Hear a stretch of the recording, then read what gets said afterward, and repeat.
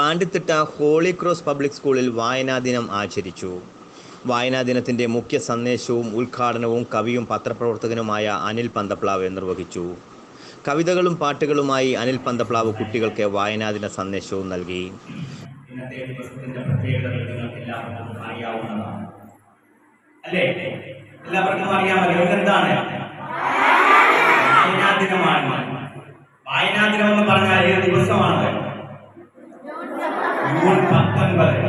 ഇന്നത്തെ ദിവസത്തിന്റെ പ്രാധാന്യം വായനാ ദിനം എന്നുള്ളതാണ്.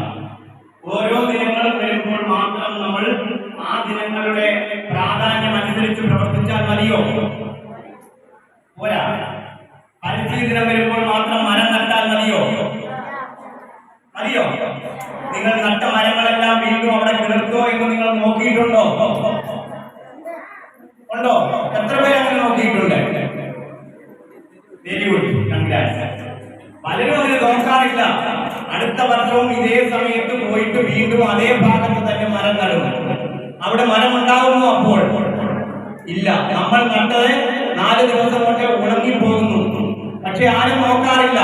നമ്മളൊരു കാര്യം ചെയ്യുമ്പോൾ അതിനെ ഫോളോ അപ്പ് ചെയ്യാനുള്ള ഒരു മനസ്സ് നമുക്കുണ്ടാകണം.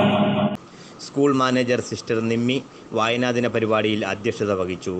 School principal sister Annie Stella പ്രസംഗിച്ചു.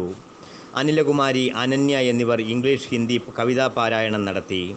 കുമാരി ഏഞ്ചൽ മേരി ബിജു വായനാദിനത്തിൻ്റെ സന്ദേശം നൽകി.